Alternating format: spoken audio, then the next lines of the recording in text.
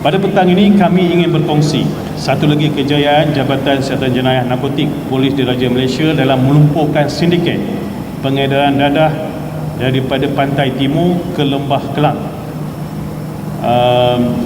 Dalam tempoh hujung Januari hingga sekarang, dalam tempoh 2 minggu ini, JHJN telah melancarkan 3 operasi serentak yang melibatkan rampasan dadah yang bernilai hampir 208 juta ringgit Malaysia. Saya mulakan dengan operasi yang pertama yang dinamakan Ops Alograpta, iaitu pada 30 Januari jam lebih kurang 22.50 hours. Pasukan polis daripada JHJN Bukit Aman telah menangkap 3 lelaki tempatan berumur antara 40 dan 48 tahun semasa menaiki kereta jenis Pro 2 Myvi di kawasan rehat dan rawat Genting Sempah Bentong, Pahang, kerana disyaki terlibat dalam aktiviti pengedaran dadah yang dibawa daripada pantai timur ke Lembah Kelang.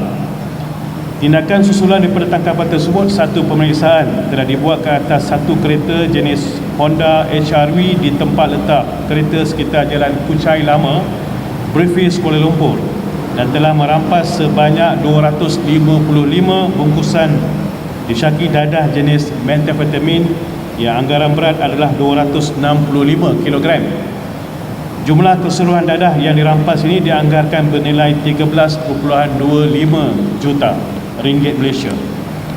Suspek pertama berperanan sebagai ketua sindiket, manakala 2 lagi suspek lain adalah ahli sindiket yang berperanan sebagai transporter. Sindiket ini dipercayai aktif sejak tahun 2024 yang melibatkan menyeruduk dadah daripada pantai timur ke Lembah Kelang.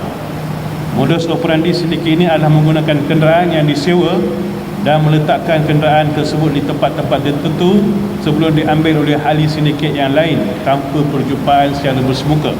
Seterusnya, saya ingin menyambung satu lagi operasi kedua yang dinamakan sebagai Ops Apiosera, di mana berdasarkan risikan pada 31 Januari 2026 dan 2 Februari 2026, JHJN Bukit Aman telah melancarkan 2 siri serbuan dan berjaya menangkap 1 lelaki tempatan, 1 perempuan warga asing dan 1 perempuan tempatan berumur dalam lingkungan 38 dan 58 tahun di sekitar Lembah Kelang.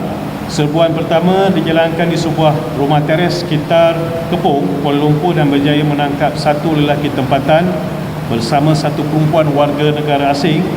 Pemeriksaan lanjut di dalam rumah tersebut berjaya merampas yang pertama 30 bungkusan plastik dan 20 buni berisi serbuk disyaki dadah jenis MDMA anggaran berat 843 kg.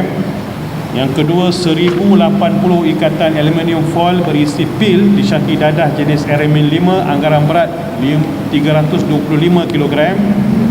Yang ketiga 97 bungkusan plastik berisi pil disyaki dadah jenis ecstasy anggaran berat 104 kg.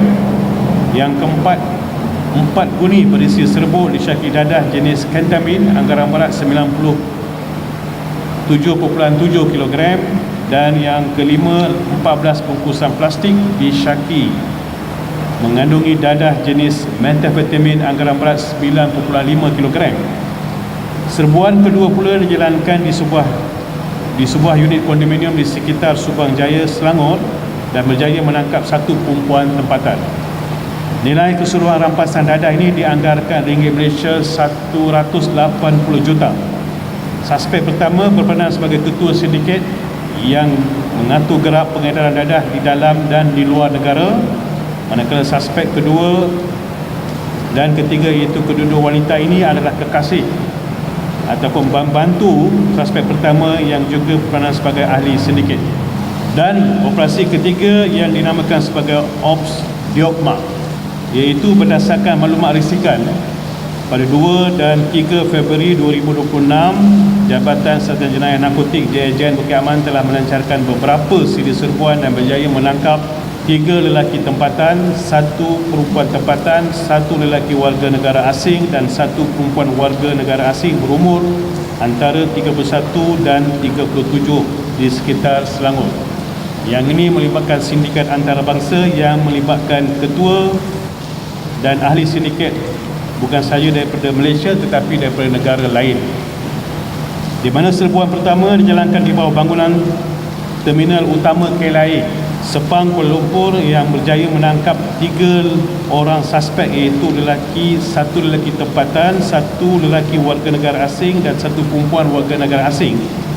Hasil pemeriksaan telah merampas 60 bungkusan plastik yang disyaki mengandungi dadah jenis bunga ganja anggaran berat 33 kg.